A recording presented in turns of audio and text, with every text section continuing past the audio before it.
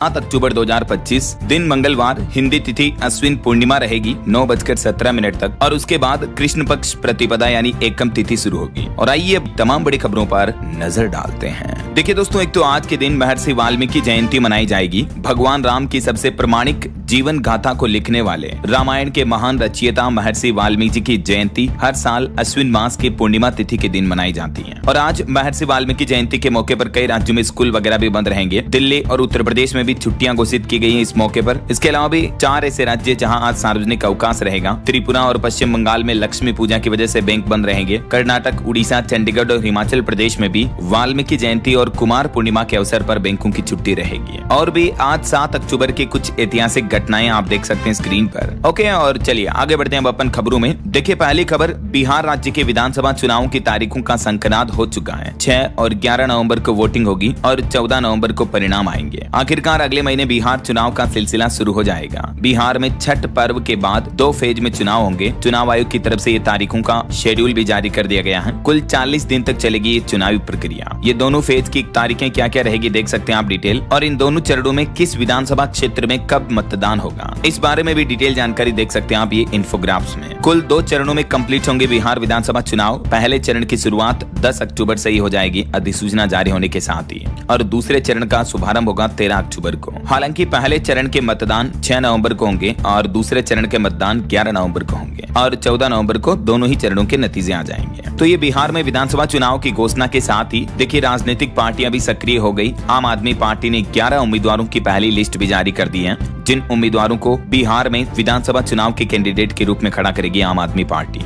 और इस बार बिहार विधानसभा चुनाव के पहले चुनाव आयोग ने नया ECI नेट पोर्टल भी जारी किया है। 40 सेवाओं का वन स्टॉप समाधान मिलेगा आपको। इलेक्शन से जुड़े सारे काम इस ऑनलाइन पोर्टल पर हो जाएंगे ECI नेट पर। और चुनाव आयोग ने ये हेल्पलाइन नंबर भी जारी किए हैं इलेक्शन से जुड़ी सहायता के लिए। और बिहार के चुनाव में इस बार नए तरीके से होगी वोटों की गिनती भी। वीवीपैट और पोस्टल बैलेट को लेकर भी नया नियम जारी किया है। मिसमैच की स्थिति में दोनों का वेरिफिकेशन होगा। इस बार बिहार में 14 लाख फर्स्ट टाइम वोटर्स रहेंगे जो पहली बार मतदान करेंगे। और वोट डालने के दौरान मोबाइल फोन ले जाने की भी नई व्यवस्था की गई है। बिहार चुनाव को लेकर इलेक्शन कमीशन ने कई और बड़े फैसले भी लिए हैं। वहीं दोस्तों, बिहार चुनाव के साथ ही देश के 7 राज्यों की 8 विधानसभा सीटों पर उपचुनाव का ऐलान भी कर दिया चुनाव आयोग ने। इन राज्यों में 11 नवंबर को वोटिंग होगी और इनके भी नतीजे 14 नवंबर को आएंगे, जिसमें राजस्थान की अंता सीट और पंजाब की तरन सीट भी शामिल है। ये देख सकते हैं किन किन सीटों पर उपचुनाव होने वाले हैं। जम्मू कश्मीर, पंजाब, राजस्थान, झारखंड, उड़ीसा, तेलंगाना और मिजोरम, इन राज्यों की सीटों पर कुछ विधायकों के निधन के चलते उपचुनाव होंगे, जिसमें जम्मू कश्मीर की 2 सीटों पर उपचुनाव होगा 11 नवंबर को और पंजाब की भी तरन सीट है। इसके अलावा भी कुछ अलग अलग राज्यों की सीटें मैंने आपको बताई है ना। और वहीं देखिए चुनावी माहौल के बीच राहुल गांधी के आरोपों पर भी मुस्कुराए मुख्य चुनाव आयुक्त। फर्जी मतदान पर बोले कि अगर जरूरत हुई तो बुरकानसी वोटर्स की जांच होगी। और वहीं तेजस्वी यादव भी बोले कि 14 नवंबर को इतिहास लिखा जाएगा। बीजेपी बोली कि जंगल राज वाले हारेंगे। पीके ने कहा कि 2 चरण में चुनाव अच्छे हैं। तो ये कुछ पॉलिटिकल अपडेट्स चल रहे हैं। और चलिए आगे बढ़ते हैं अपन खबरों में। देखिए अगली खबर, ओला इलेक्ट्रिक कंपनी ने बिना रेयर अर्थ मेटल वाली इलेक्ट्रिक मोटर बनाई। ये देश की पहली फेराइट मोटर है जिसको सरकार की मंजूरी भी मिल चुकी है और इससे चाइना के रेयर अर्थ मैग्नेट पर निर्भरता कम होगी। और वहीं दोस्तों, सोने के भाव पर बड़ी खबर आ रही कि अमेरिकी शटडाउन के बीच सोने के दाम एक बार फिर से नई रिकॉर्ड ऊंचाई पर पहुंचे हैं। 10 ग्राम सोना 1,19,000 के पार पहुंच चुका है। एक ही दिन में 2295 रुपए महंगा हुआ सोना। इसी साल अब तक सोने के दाम 43,000 रुपए बढ़ चुके हैं और चांदी की कीमत तो सीधी 1.5 लाख के पास पहुंच चुकी है, 1,49,000 रुपए प्रति किलो। देखिए जरा, बाकी और भी अलग अलग कैरेट के हिसाब से गोल्ड का प्राइस आप देख सकते हैं स्क्रीन पर। पिछले 25 सालों का डेटा अगर देखें दोस्तों तो सोने के भाव में 1700% तक का उछाल देखा गया। वर्ष 2000 के बाद सोने में सिर्फ 4 बार ही गिरावट देखने को मिली है, बाकी लगातार सोना बढ़ता ही जा रहा है। और चलिए अगला अपडेट देखिए, एक रिपोर्ट सामने आ रही है कि भारत में सितंबर में कारोबारी गतिविधियों में इजाफा हुआ। सर्विसेज PMI 60.9 रहा। और वहीं देखिए बड़ी खबर दोस्तों, बीते दिन एक घटना हो गई। सुप्रीम कोर्ट में CGI गवाही पर हमला हुआ। एक वकील ने उन पर जूता फेंक दिया और नारा लगाया कि सनातन का अपमान नहीं सहेगा हिंदुस्तान। सुप्रीम कोर्ट के ही परिसर में CGI गवाही पर यह हमले की कोशिश की गई। देखिए जरा लॉ एंड ऑर्डर का कितना गंभीर उल्लंघन है ये। और अगला अपडेट आ रहा, CGHS ने जारी किए नए मेडिकल पैकेज रेट्स। अब प्राइवेट अस्पताल अपना मनमाना चार्ज नहीं वसूल सकेंगे। इसी महीने 13 अक्टूबर से नए नियम लागू होंगे। CGHS यानी केंद्रीय सरकारी स्वास्थ्य योजना में केंद्र सरकार ने 15 साल बाद ये बड़े बदलावों का ऐलान किया है और अब लगभग 2000 मेडिकल पैकेज के नए रेट्स भी जारी किए गए हैं। देश भर के 1 करोड़ से भी ज्यादा केंद्रीय कर्मचारियों और पेंशनर्स के लिए बड़ा अपडेट सामने आ रहा। सरकार के इन फैसलों से CGHS कार्ड होल्डर्स के लिए प्राइवेट अस्पताल में भी केसलेस इलाज कराना पहले से बहुत ही आसान हो जाएगा। और ये CGHS के नए नियमों में सरकार ने क्या क्या प्रावधान रखे हैं देख सकते हैं आप कुछ डिटेल्स भी। टीयर 2 शहरों में रेट बेस रेट से 19% कम होंगे, टीयर 3 शहरों में और भी 20% तक कम होंगे, वगैरह वगैरह। तो कर्मचारियों और अस्पतालों दोनों के ही लिए फायदे का सौदा होगा, ये कहना है सरकार का। और अगली खबर देखिए, उत्तर प्रदेश राज्य के सफाई कर्मचारियों के खाते में आएंगे 20-20 हजार रूपए, 5 लाख तक फ्री इलाज भी होगा। दिवाली से पहले मुख्यमंत्री योगी आदित्यनाथ सरकार की तरफ से ये बड़े ऐलान किए गए। अब राज्य भर में सफाई कर्मचारियों को उनके बैंक खाते में सीधे 16,000 के बजाय 20,000 रूपए मासिक वेतन मिलेगा। 4,000 रूपए तक उनकी तनख्वाह में बढ़ोतरी कर दी है। इसके साथ ही उत्तर प्रदेश में सफाई कर्मियों को 5 लाख रूपए तक का मुफ्त इलाज सुनिश्चित करने के लिए आयुष्मान कार्ड भी दिया जाएगा। और वहीं खबर आ रही, ओपेक और सहयोगी देशों ने अगले महीने नवंबर से ही तेल उत्पादन बढ़ाने का फैसला किया है। तो कहीं न कहीं ये फैसला भारत के हित में फायदेमंद साबित होगा। रूस समेत दुनिया के 22 देशों ने भारत पर सीधा असर डालने वाला ये फैसला लिया है। ओपेक प्लस कंट्रीज के ग्रुप ने नवंबर से तेल उत्पादन 1.25 लाख BPD की मामूली बढ़ोतरी करने का ऐलान किया है। वैसे तो भारत के लिए बढ़ोतरी नाकाफी है, लेकिन फिर भी भारत के हित में पॉजिटिव साबित होगा ये फैसला। और वहीं देखिए अगली बड़ी खबर, मॉर्गन स्टैनली की रिपोर्ट में दावा किया जा रहा कि RBI के नीतिगत फैसले से NBFC को भी मजबूती मिली है। मॉर्गन स्टैनली की रिपोर्ट के मुताबिक RBI के फैसले ने गैर बैंकिंग वित्तीय कंपनियों को भी बड़ी राहत दी है। वहीं CBRE की एक रिपोर्ट देखिए, जुलाई, अगस्त, सितंबर इस तिमाही में ऑफिस लीजिंग में 2.5% तक की गिरावट देखने को मिली है। दक्षिण भारत में मांग सबसे कम रही। और हेल्थ सेक्टर पर भारत के लिए एक अच्छी खबर आ रही, देखिए भारत में कुष्ठ रोग पर बड़ी कामयाबी मिली। पिछले 44 साल में प्रसार दर में 99% तक की गिरावट देखने को मिली है। आखिरकार कुष्ठ रोग नियंत्रण मामले में भारत ने ये अद्वितीय सफलता हासिल की है। ये कुछ सरकारी आंकड़े भी आप देख सकते हैं। और वहीं देखिए दोस्तों, हेल्थ सेक्टर से जुड़ी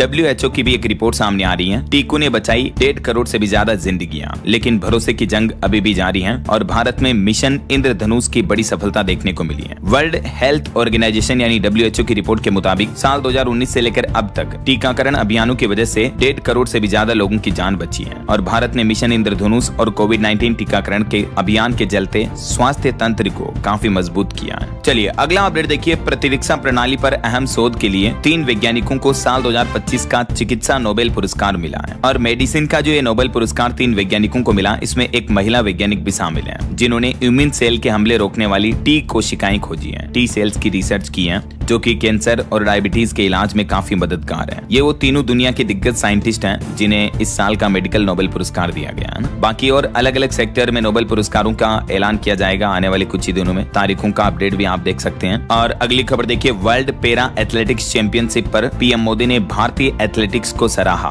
और बोले कि लोगों को प्रेरित करेगी ये सफलता। आखिरकार दोस्तों, इस बार की वर्ल्ड पैरा एथलेटिक्स चैंपियनशिप 2025 में भारत कुल 22 मेडल के साथ पदक तालिका में 10वें स्थान पर रहा। और PM मोदी ने भारत के पैरा एथलेटिक्स खिलाड़ियों का मनोबल बढ़ाते हुए उनकी तारीफ भी की। और वहीं देखिए अगली खबर, शहरी भूमि रिकॉर्ड में पारदर्शिता लाने के लिए देश भर के कलेक्टरों का LBSNAA में नया प्रशिक्षण शुरू हुआ है। बहादुर शास्त्री राष्ट्रीय प्रशासन अकादमी और ग्रामीण विकास मंत्रालय के तहत मिलकर ये नई पहल शुरू की जा रही है, देख सकते हैं आप डिटेल भी। और वहीं खबर आ रही, बिहार के मुख्यमंत्री नीतीश कुमार ने राज्य की 21 लाख महिलाओं के खातों में भेजी 10-10 हजार रूपए की तीसरी किस्त। मुख्यमंत्री महिला रोजगार योजना के तहत ये धनराशि DBT के जरिए डायरेक्ट बैंक खातों में ट्रांसफर की गई। और वहीं बिहार वासियों के लिए एक और अच्छी खबर है, विधानसभा चुनाव के ऐलान से ठीक पहले मुख्यमंत्री नीतीश कुमार ने पटना मेट्रो के बीच 3.5 किलोमीटर कॉरिडोर का उद्घाटन किया। आखिरकार चुनाव के ऐलान के साथ ही बिहार की राजधानी पटना वासियों को मेट्रो की ये बड़ी सौगात मिली है। देखिए मेट्रो में सफर करते दौरान अचानक सीट से उठकर बाहर का नजारा देखने लगे नीतीश कुमार। सुबह 8 से लेकर रात 8 बजे तक चलेगी ये मेट्रो। और वहीं खबर है, आम आदमी पार्टी ने पंजाब राज्यसभा उपचुनाव के लिए भी अपना उम्मीदवार घोषित किया। उद्योगपति राजिंदर के नाम पर मुहर लगाई गई। चलिए खबर आ रही है, लद्दाख एक्टिविस्ट सोनम वांगचुक की गिरफ्तारी पर सुप्रीम कोर्ट ने केंद्र की नरेंद्र मोदी सरकार और लद्दाख प्रशासन को नोटिस भी जारी किया। बीते दिन उनकी गिरफ्तारी के मामले को लेकर ये सुप्रीम कोर्ट में सुनवाई हुई और अभी फिलहाल इस मामले की सुनवाई को 14 अक्टूबर तक के लिए टाल दिया है। सोनम वांगचुक की पत्नी ने उनको हिरासत में लेने की वजह पूछी,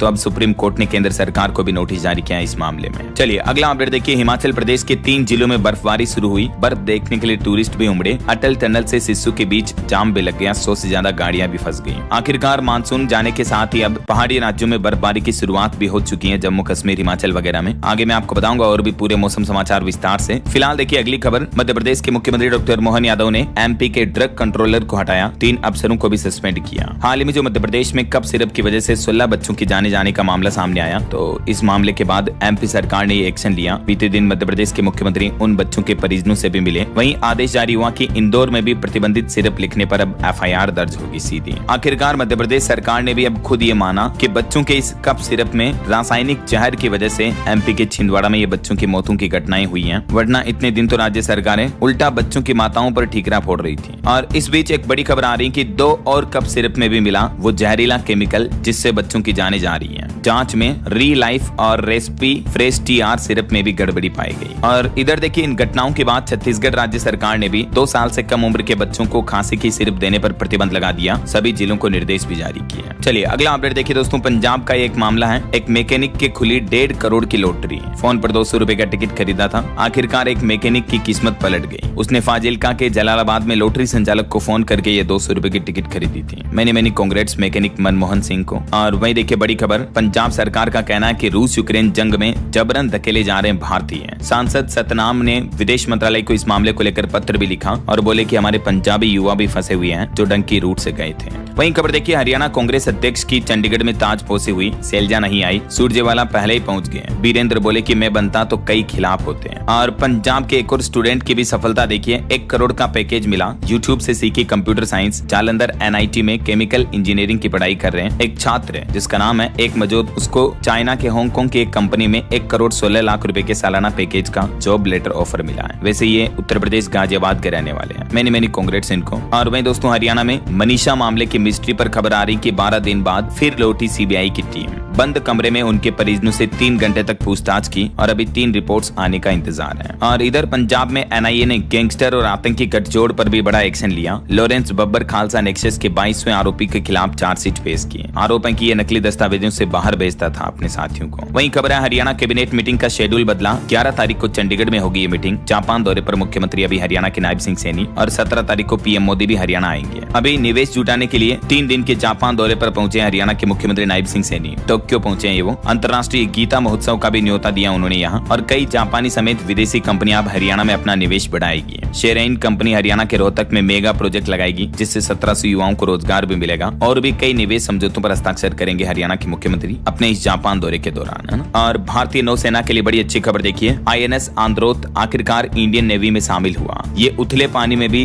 दुश्मन के सबमरीन पर अटैक रोकेगा। इसके निर्माण में उपयोग हुई 80% सामग्री भारतीय है। तो आखिरकार मेड इन इंडिया की एक नई उपलब्धि है। भारतीय नौसेना को अपने दूसरे anti submarine warfare shallow watercraft Androth को अपने फ्लीट में शामिल कर लिया। और एक बड़ी दुख भरी खबर देखिए दोस्तों। बीते दिन राजस्थान के जयपुर के एसएमएस हॉस्पिटल में आग लगने की घटना हुई और इस हादसे में 8 मरीजों की मौत हो गई जिसमें 3 महिलाएं हैं। वैसे सरकार तो 6 ही मौतें मान रही है लेकिन प्रत्यक्षदर्शियों का यह मानना है। रात में तकरीबन 11:20 पर यह आग ट्रोमा सेंटर के न्यूरो आईसीयू वार्ड में लगी थी। राजस्थान जयपुर एसएमएस हॉस्पिटल में, है ना। और हाल ही में आपको पता होगा उड़ीसा में भी दुर्गा विसर्जन के दौरान जो हिंसा हुई उस मामले पर खबर आ रही कि 25 लोग घायल हो गए। कई गाड़ियां जलाई गई। दुकानों में भी तोड़फोड़ की बदमाशों ने। उसके बाद यहाँ इंटरनेट शटडाउन किया गया। वीएचपी यानी विश्व हिंदू परिषद ने बीते दिन उड़ीसा के कटक में बंद रखा। वीएचपी का कहना है कि बार-बार अनुरोध के बावजूद शांतिपूर्ण विसर्जन सुनिश्चित नहीं हो पाया प्रशासन द्वारा। चलिए अगली बड़ी खबर देखिए। मूडा स्कैम मामले में ईडी ने 40 करोड़ की 34 संपत्तियां और जब्त की। पूर्व कमिश्नर पर रिश्वत लेकर 31 साइटें देने का आरोप भी लगा। अब तक कुल 440 करोड़ की प्रॉपर्टी जब्त हो चुकी है इस मामले में। कर्नाटक के Mysore urban development authority MUDA scam मामले में ईडी ने ये एक और बड़ी कार्रवाई की है। और वहीं कप सिरप मामले पर एक और बड़ी खबर देखिए। बच्चों की मौतों के बाद अब राजस्थान, मध्य प्रदेश और यूपी सरकार को भी केंद्र सरकार ने नोटिस जारी किया।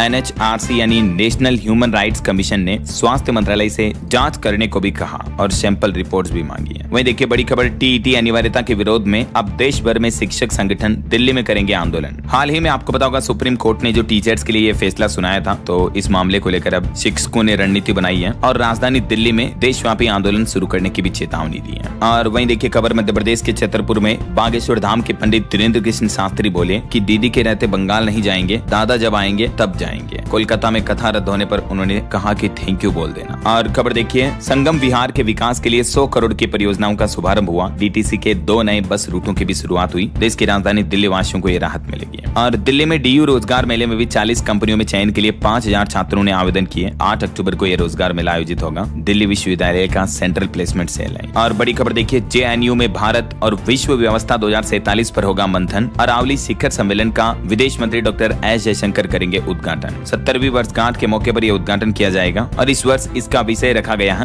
भारत और विश्व व्यवस्था 2047 की तैयारी। और वही खबर देखिए दोस्तों, दिल्ली में अब आवारा कुत्तों के फीडिंग पॉइंट भी जियो टैग्ड होंगे। एमसीडी की वेबसाइट पर मिलेगी आपको पूरी जानकारी भी। सुप्रीम कोर्ट के आदेश के बाद ये नया फैसला लिया गया है। और खबर देखिए, बिहार विधानसभा चुनाव माहौल के बीच अब कांग्रेस पार्टी ने शुरू किया जन हस्ताक्षर अभियान। जम्मू कश्मीर को पूर्ण राज्य का दर्जा बहाल करने की भी मांग की कांग्रेस पार्टी ने। और अगला अपडेट देखिए, केंद्रीय राज्य मंत्री कीर्तिवर्धन सिंह जाएंगे यूएई। IUCN के अंतर्राष्ट्रीय सम्मेलन में संकटग्रस्त वन्य जीवों और वनस्पतियों पर संवाद करेंगे। ये सम्मेलन 9 अक्टूबर से शुरू होगा। और देखिए दोस्तों, हमारे देश के महान संत प्रेमानंद महाराज की अब हर दिन डायलिसिस हो रही है। अभी उनकी तबीयत बहुत खराब है। उनकी पद यात्रा भी अनिश्चित काल तक के लिए बंद की गई। भक्त बोले कि राधा रानी उन्हें जल्दी ठीक करें और हम भी ईश्वर से प्रार्थना करते हैं कि उनका स्वास्थ्य जल्दी से जल्दी ठीक हो जाए। ईश्वर उन्हें लंबी उम्र दे। और यूपी हाईकोर्ट का एक बड़ा फैसला देखिए, केवल विक्रय करार से किसी को जमीन का स्वामित्व नहीं मिलता। हाईकोर्ट में करार के आधार पर अधिग्रहित भूमि के मुआवजे की मांग खारिज की हाईकोर्ट ने। और एक केस की सुनवाई करते हुए इलाहाबाद हाईकोर्ट ने यह महत्वपूर्ण फैसला सुनाया। और पति पत्नी के मामले को लेकर छत्तीसगढ़ हाईकोर्ट का भी एक बड़ा फैसला देखिए कि बेवजह अगर पत्नी ने पति का साथ छोड़ा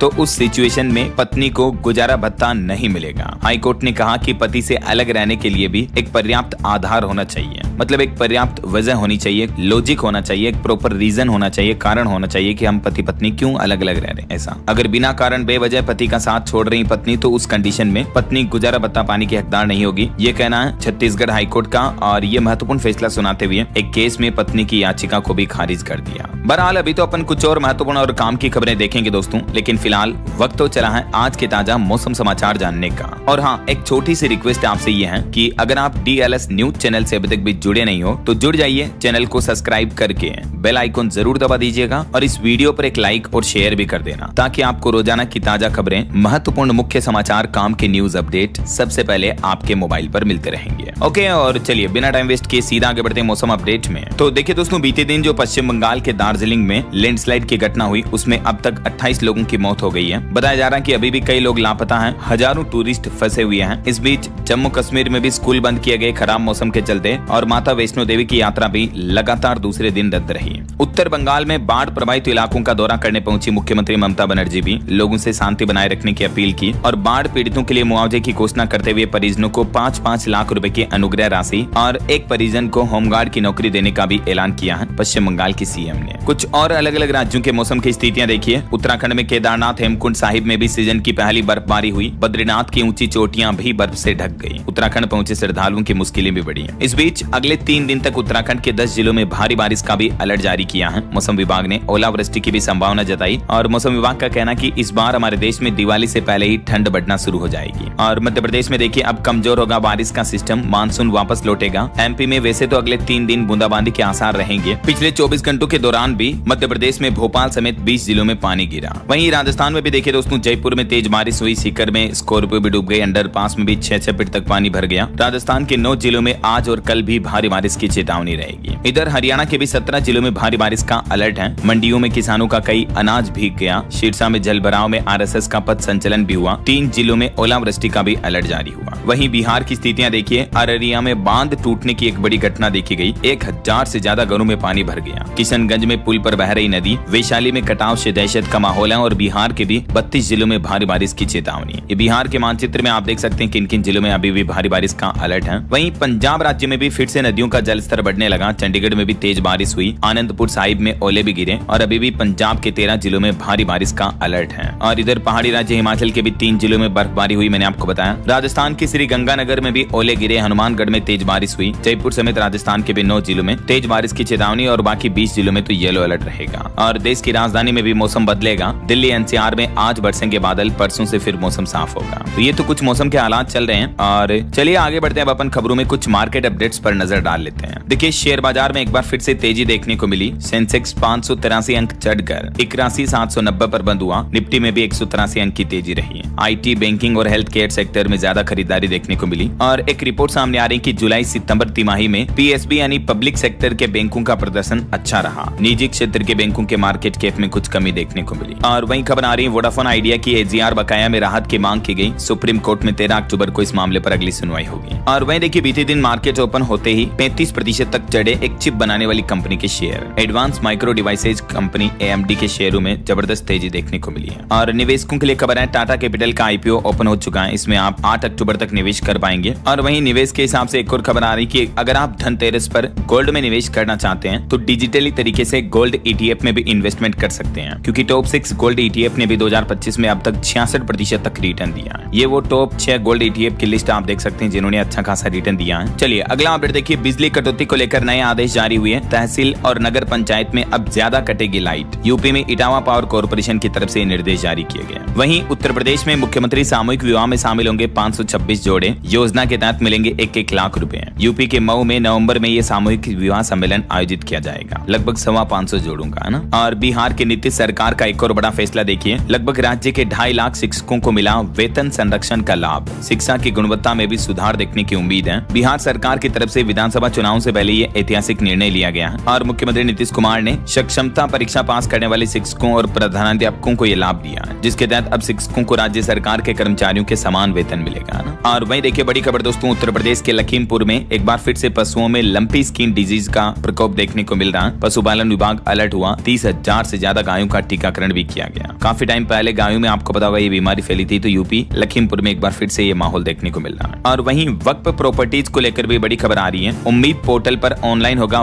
वक्फ संपत्तियों का रिकॉर्ड। यूपी प्रयागराज में भी ये डेटा फीडिंग के लिए 17 टीमें बनाई गई हैं जो ऑनलाइन रिकॉर्ड दर्ज करेगी, है ना। और बिहार के CM नीतीश कुमार ने एक और बड़ा दावा किया, बोले कि अभी तो और बढ़ेगा रोजगार और बढ़ेगा बिहार। अगले 5 सालों में 1 करोड़ युवाओं को नौकरियां देने का भी अनाउंसमेंट किया उन्होंने। वहीं कुछ इंटरनेशनल न्यूज अपडेट देखिए दोस्तों, फ्रांस के नए प्रधानमंत्री ने मात्र 27 दिन में इस्तीफा दे दिया। ये इतिहास में सबसे कम समय तक रहने वाले PM भी बन चुके हैं। वैसे बीते 1 साल में ही 4 प्रधानमंत्रियों ने पद छोड़ दिया है फ्रांस में। ये डेटा दिखाते हैं कि कहीं न कहीं फ्रांस में अभी सरकारों के हालात खराब चल रहे हैं ना। और वहीं खबर है ईरान अपनी करेंसी से 0000 हटाएगा। 10,000 की जगह अब 1 रियाल होगा। महंगाई की वजह से ये कदम उठाया गया है। अभी $1 की कीमत 11,50,000 रियाल है। देखिए जरा ईरान की करेंसी की वैल्यू कितनी गिर गई है। तो ईरान गवर्नमेंट ने अब अपनी करेंसी रियाल से 4 0 हटाने का फैसला किया है। वहीं अमेरिकी राष्ट्रपति डोनाल्ड ट्रंप भी बोले कि मैंने 9/11 हमले से पहले ओसामा के बारे में चेतावनी दी थी, लेकिन किसी ने मेरी बात नहीं सुनी थी। और ऑटो इंडस्ट्री से खबर देखिए, महिंद्रा बोलेरो और बोलेरो नियो के फेसलिफ्ट मॉडल लॉन्च हुए हैं। शुरुआती कीमत 7,99,000 रुपए। वहीं स्कोडा ऑक्टाविया RS की भी बुकिंग शुरू हुई। 17 अक्टूबर को कंपनी से लॉन्च करेगी। और मोबाइल फोन लॉन्चिंग पर भी खबर आ रही है कि इस सप्ताह सैमसंग, वीवो समेत 4 मोबाइल फोन भी लॉन्च होंगे। Vivo V60e 5G स्मार्टफोन 7 अक्टूबर को लॉन्च होगा। Realme 15 Pro game of thrones edition भी 8 अक्टूबर को लॉन्च होगा। और भारत के लिए बड़े गर्व की बात देखिए, हुरुन इंडिया रिच लिस्ट में शामिल हुए परप्लेक्सिटी AI कंपनी के CEO, जो कि भारतीय हैं। IIT मद्रास से इन्होंने पढ़ाई की। गूगल क्रोम खरीदने का भी ऑफर दे चुके हैं अरविंद श्रीनिवास। मेनी कांग्रेट्स इनको। और वहीं टेक न्यूज से खबर देखिए दोस्तों, टेस्ला का रोबोट सीख रहा मार्शल आर्ट। ट्रेनर के साथ कुंग-फू की प्रैक्टिस करते दिखा ऑप्टिमस। इलॉन मस्क ने इसका वीडियो भी शेयर किया। और वहीं खबर आ रही, बिहार में इन जगहों पर खुलेंगे 28 नए अग्निशमन कार्यालय। 341 करोड़ रुपए खर्च किए जाएंगे। बिहार राज्य सरकार ने प्लान बनाया, पटना समेत कई जिलों में नए केंद्र खुलेंगे। और अगला अपडेट देखिए दोस्तों, रुपीज वर्सेस डॉलर की कीमतों में भारी गिरावट देखने को मिली है। डॉलर और कच्चे तेल की बढ़त से रुपया में दबाव देखा जा रहा और अभी 88.82 के रिकॉर्ड तोड़ निचले स्तर पर बंद हुआ रुपया। वहीं अभी देश के वाणिज्य मंत्री पीयूष गोयल 2 दिन कतर की यात्रा पर हैं। यहाँ संयुक्त आयोग की बैठक की अध्यक्षता कर रहे हैं वो। और इस दरमियान भारत कतर के बीच एक अहम समझौता भी हुआ। कतर में UPI सिस्टम लॉन्च हुआ, जो भारत का डिजिटल पेमेंट सिस्टम है। अब दिल्ली से लेकर कतर दोहा तक बजेगा कैशलेस इंडिया का डंका। और इसके साथ ही कतर मिडिल ईस्ट का वो दूसरा देश बन गया है जहां UPI काम करेगा। और इससे तकरीबन 25% भारतीय आबादी को लेन देन में आसानी होगी। और भी कतर और भारत के बीच वाणिज्य मंत्री पीयूष गोयल ने कई अहम समझौतों को लेकर बातचीत की। और वहीं भारत कतर के बीच भी व्यापार समझौते को लेकर बातचीत चल रही है। तो इन दुनिया के अन्य देशों के साथ भारत के व्यापार समझौतों से अमेरिकी राष्ट्रपति डोनाल्ड ट्रंप के टैरिफ फैसलों को मुंहतोड़ जवाब मिलेगा, है ना। वहीं इस बीच देखिए, नीति आयोग के CEO ने भी एक बड़ा दावा किया। उन्होंने कहा कि जल्द ही हो जाएगा भारत अमेरिका के बीच भी व्यापार समझौता। चीन से आयात को लेकर भी उन्होंने ये बात कही है, देख सकते हैं आप डिटेल। और वहीं खबर है कि भारत और यूरोपीय संघ भी आज ब्रसेल्स में मुक्त व्यापार समझौते पर नए दौर की बातचीत शुरू करेंगे। इंडिया EU ट्रेड को लेकर ये अपडेट आ रहा। भारत और यूरोपीय संघ की ये व्यापार समझौते की बातचीत दिसंबर तक पूरा होने की कोशिश रहेगी। और गोल्डमैन सैक्स की एक रिपोर्ट देखिए दोस्तों, निर्यात को मजबूत कर रहा देश का रक्षा उत्पादन, वैश्विक बाजार में भी बढ़ रही है भारत की हिस्सेदारी। देश के रक्षा मंत्री राजनाथ सिंह भी बोले कि देश की आर्थिक ताकत बढ़ रही है, जल्द ही भारत दुनिया की तीसरी बड़ी अर्थव्यवस्था बनेगा। इधर वाणिज्य मंत्री पीयूष गोयल का भी कहना है कि ओमान, अमेरिका, यूरोपीय संघ समेत भारत के कई देशों के साथ FTA यानी फ्री ट्रेड एग्रीमेंट को लेकर बातचीत चल रही है। और वह देखिए, मुख्यमंत्री योगी आदित्यनाथ यूपी काशी पहुंचे, यहाँ उन्होंने सफाई मित्रों पर पुष्प वर्षा भी की। बोले कि जल्दी अकाउंट में 16 से 20 हजार आएंगे, जो इनकी तनख्वाह बढ़ाई गई है ना। और भारत की सरकारी टेलीकॉम कंपनी BSNL ने बड़ा ऐलान किया है, अगले 6 से 8 महीनों में BSNL के सभी 4G टावर अब 5G में अपग्रेड कर दिए जाएंगे, जिससे लोगों को और भी फास्ट इंटरनेट मिलेगा ना, जैसे एयरटेल जियो VI की तरह। वैसे BSNL के द्वारा अब आप बिना नेटवर्क के भी कॉल कर पाएंगे। BSNL कंपनी ने भी भारत में लॉन्च कर दी फ्री वो वाईफाई सेवा, जिसके माध्यम से आप बिना सिम कार्ड के भी वाईफाई कॉलिंग कर पाएंगे ना। और बिहार वासियों को रेलवे की तरफ से एक और बड़ा तोहफा दिया गया। बिहार पटना से लेकर दिल्ली के बीच भी चलेगी वंदे भारत ट्रेन। आने वाले त्योहारी सीजन में यात्रियों की भीड़ को देखते हुए रेलवे की तरफ से ये एक्स्ट्रा ट्रेन चलाने का ऐलान किया है। ये विशेष ट्रेन सेवा 11 अक्टूबर से शुरू हो गया ना। और खबर है, मुंबई और दिल्ली के हवाई अड्डों को भी अब लंदन और पेरिस के एयरपोर्ट की तरह डेवलप किया जाएगा। आधुनिक सुविधाओं से मजबूत होगा वैश्विक संपर्क भी, और इसके लिए सरकार ने नई प्लानिंग भी तैयार कर ली है। और इधर देखिए, रूस ने फिर शुरू किया MiG-41 प्रोजेक्ट, निशाने पर है अमेरिका का F-35 फाइटर जेट। और MSME फॉर भारत मिशन पर बड़ी खबर देखिए, 9 अक्टूबर को दिल्ली के भारत मंडपम में जुटेंगे उद्यमी, वोकल फॉर लोकल के विजन को विशेषज्ञ देंगे नई दिशा। दिल्ली के भारत मंडपम में इसका आयोजन होने जा रहा है ना। और केट की तरफ से एक बड़ा अनुमान लगाया गया कि 1 दशक का सबसे बड़ा कारोबार होगा इस त्योहारी सीजन में। दीपावली के मौके पर भी करोड़ों के बिजनेस का अनुमान लगाया है confederation of all India traders, व्यापारियों का जो संगठन है, केट की तरफ से है ना। और अगली खबर देखिए दोस्तों, उत्तर प्रदेश के नईम बने इस बार मिस्टर इंडिया, और पवन के नाम रहा मिस्टर हिमाचल का खिताब। इस प्रतियोगिता में देश प्रदेश के 120 से भी ज्यादा बॉडी बिल्डर शामिल हुए हैं। चलिए अगला अपडेट देखिए, छत्तीसगढ़ सरकार का नया प्लान है, नदियों के नाम पर होगा अब नौसेना के नए पोतों का नामकरण। प्रदेश में जल्द ही होगी सेना भर्ती रैली भी। छत्तीसगढ़ के मुख्यमंत्री विष्णुदेव साय की तरफ से यह बड़ा ऐलान किया गया। और अगली खबर देखिए, गुजरात सरकार भी आज 7 अक्टूबर से मनाएगी विकास सप्ताह। ये कार्यक्रम 15 अक्टूबर तक चलेगा, और इस कार्यक्रम में क्या क्या आयोजन होंगे इस बाबत डिटेल जानकारी भी आप देख सकते हैं। और अगली खबर देखिए, ऑपरेशन सिंदूर में भारतीय सेना ने जमकर किया AI यानी आर्टिफिशियल इंटेलिजेंस का इस्तेमाल, पाकिस्तान को धूल चटाई। लेफ्टिनेंट जनरल राजीव शाहनी की तरफ से ये कुछ ऑपरेशन सिंदूर की बातें बताई गई। वहीं दोस्तों, जॉब्स नौकरियों को लेकर एक रिपोर्ट सामने आ रही है कि जॉब मार्केट में छोटे शहरों का दबदबा है। 21% की बम्पर हायरिंग ग्रोथ रेट है। मेट्रो शहरों से ज्यादा बड़ी हायरिंग छोटे शहरों में। और अमेरिका से भी भारत के लिए गुड न्यूज आई। भारत में एक अमेरिकन कंपनी 8,880 करोड़ का निवेश करेगी। ये US की कंपनी है, इसका नाम है इली लिली, जिसने ये निवेश करने का ऐलान किया है। ये फार्मा सेक्टर की कंपनी है। भारत बनेगा दवाओं का नया सुपर पावर। ये दवा कंपनी भारत में अपना मैन्युफैक्चरिंग प्लांट लगाने जा रही है। हैदराबाद में खुलेगा इस कंपनी का नया मैन्युफैक्चरिंग प्लांट। और विदेश मंत्री एस जयशंकर ने भी अमेरिका को हिदायत देते हुए कहा कि भारत के रेड लाइन का सम्मान होना चाहिए। ट्रेड डील और टैरिफ के बीच विदेश मंत्री ने US को हिदायत दी है। वहीं खबर आ रही कि भारत जल्द ही कर सकता है मिसाइल टेस्ट। बंगाल की खाड़ी में नोटेम जारी हुआ। रिपोर्ट्स के मुताबिक 15 से 17 अक्टूबर के बीच भारत का नया मिसाइल परीक्षण हो सकता है। और दिवाली से पहले दिल्ली की मुख्यमंत्री रेखा गुप्ता ने एक बड़ा ऐलान किया। ग्रीन पटाखों के लिए सुप्रीम कोर्ट जाएगी दिल्ली सरकार, और ग्रीन पटाखों को जलाने की अनुमति के लिए अनुरोध करेगी। ऐसा वहीं देखिए, दिल्ली के पूर्व CM अरविंद केजरीवाल बोले कि सुप्रीम कोर्ट की CGI पर जूता फेंकने की कोशिश भारत की आत्मा पर हमला है। और इस घटनाक्रम के बाद PM मोदी ने भी CGI गवाही से फोन पर बातचीत की और सुप्रीम कोर्ट में हुई इस घटना की निंदा की। वहीं राजस्थान जयपुर के SMS अस्पताल में हुई घटना के बाद इसके अधीक्षक और प्रभारी को भी हटाया गया। वहीं दोस्तों, दिल्ली में पटाखों पर पुलिस ने भी कार्रवाई करना शुरू कर दिया है। एक महीने में लगभग 7 टन अवैध पटाखे जब्त किए, 17 लोगों को गिरफ्तार भी किया। और खबर आ रही, अमृत भारत स्टेशन योजना के तहत 18 करोड़ की लागत से निखरेगा राजस्थान सीकर रेलवे स्टेशन का डेवलपमेंट किया जाएगा। आधुनिक सुविधाएं भी मिलेगी। और खबर देखिए, केंद्र सरकार बना रही है ऐसा नियम कि मुंबई में अडानी को सीमेंट प्लांट के लिए नहीं लेनी होगी पर्यावरण की मंजूरी। केंद्र सरकार ने इसको लेकर नया मसौदा भी पेश किया। और उड़ीसा राज्य को भी अहम सौगात मिली। अमृत भारत एक्सप्रेस ट्रेन से बदलेगा कनेक्टिविटी और रोजगार का परिदृश्य। ये इस रूट पर नई ट्रेन सेवा शुरू होने जा रही है। वहीं खबरें, UAE और ओमान में 10,000 से ज्यादा नौकरियां देगी योगी सरकार। मुफ्त आवास के साथ 1,20,000 रुपए तक का पैकेज भी मिलेगा। CM योगी ने मिशन रोजगार के तहत ये नया प्लान बनाया है। और UAE ओमान में भी यूपी के युवाओं को जॉब के अवसर मिलेंगे। वहीं खबर देखिए, हरियाणा में अब अनाधिकृत औद्योगिक कॉलोनियों को नियमित करा सकेंगे। आवेदन करते ही बड़ी राहत मिलेगी। हरियाणा सरकार ने नियम में बदलाव किया। वहीं खबर देखिए, यूपी प्रयागराज में गो तस्करों की संपत्ति होगी कुर्क। अपराध से प्रॉपर्टी बनाने वालों पर भी शिकंजा कसा जाएगा। फिर से जांच शुरू हुई। और भारत भारत के सेवा निर्यात पर भी रिपोर्ट सामने आ रही कि 14% बढ़कर ये 102 अरब डॉलर पर पहुंच चुका है। नीति आयोग की तरफ से ये आंकड़े जारी किए गए। प्रधानमंत्री नरेंद्र मोदी कल 8 अक्टूबर को राजधानी दिल्ली में करेंगे इंडिया मोबाइल कांग्रेस 2025 का उद्घाटन और इससे डिजिटल क्रांति को बढ़ावा मिलेगा। वहीं देखिए बड़ी खबर, मार्केट रेगुलेटर सेबी ने चेतावनी दी, सोशल मीडिया पर निवेशकों को ठगने वालों पर होगी कार्रवाई। 1 लाख से ज्यादा सोशल मीडिया कंटेंट से जुड़ी सामग्री को भी हटाया गया। और एक अच्छी खबर है, तमिलनाडु राज्य सरकार ने कर्मचारियों के लिए दिवाली के मौके पर 20% बोनस देने की घोषणा की है। लगभग 2.5 लाख से भी ज्यादा कर्मचारियों को 376 करोड़ रुपए दिए जाएंगे। तमिलनाडु के मुख्यमंत्री एम.के. स्टालिन सरकार ने सार्वजनिक क्षेत्र में कार्यरत सी और ग्रुप डी श्रेणी के कर्मचारियों को ये 20% दिवाली बोनस देने का ऐलान किया है। चलिए दोस्तों, कुछ और स्टेट न्यूज अपडेट देख लेते हैं फटाफट से। देखिए, राजस्थान जोधपुर रूट की ये ट्रेन मंडौर और मलानी एक्सप्रेस अब नए स्टेशन पर भी ठहराव करेगी, खेरथल और राजगढ़ स्टेशन पर।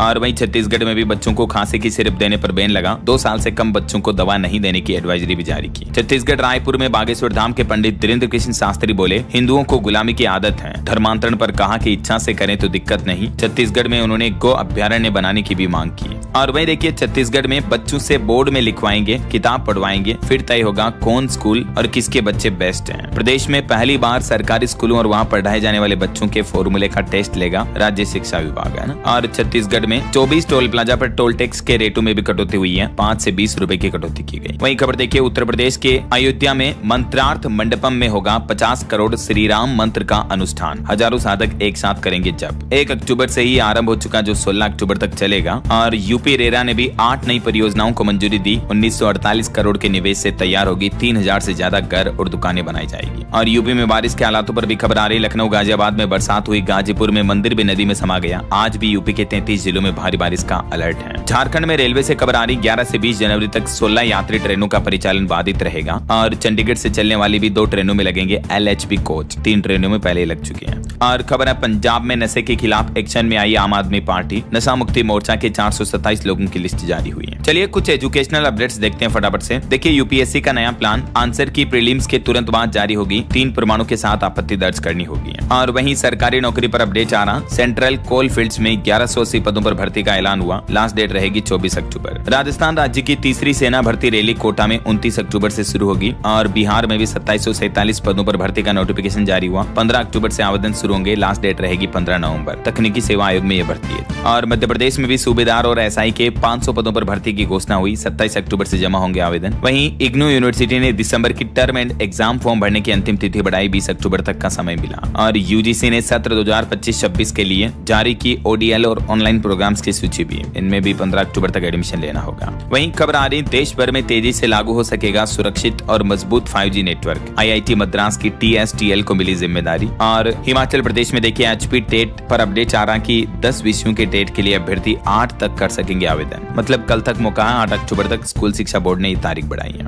ओके, और चलिए दोस्तों, अंत में आज के राशिफल पर नजर डाल लेते हैं। तो देखिए, 7 राशियों के लिए शुभ रहेगा ये सप्ताह। वृष और वृश्चिक राशि के लोगों को भी रुका हुआ पैसा मिलने की योग है। मकर राशि वालों का भी ट्रांसफर होने की संभावना है। बाकी आज वृश्चिक और कुंभ राशि वालों की परेशानियां दूर होगी। मिथुन सिंह के लोग आज आर्थिक मामलों में सावधान रहें। और भी कुछ अलग अलग राशियों का राशिफल आप देख सकते हैं स्क्रीन पर। और हाँ दोस्तों, आप मुझे कमेंट करके बताइए कि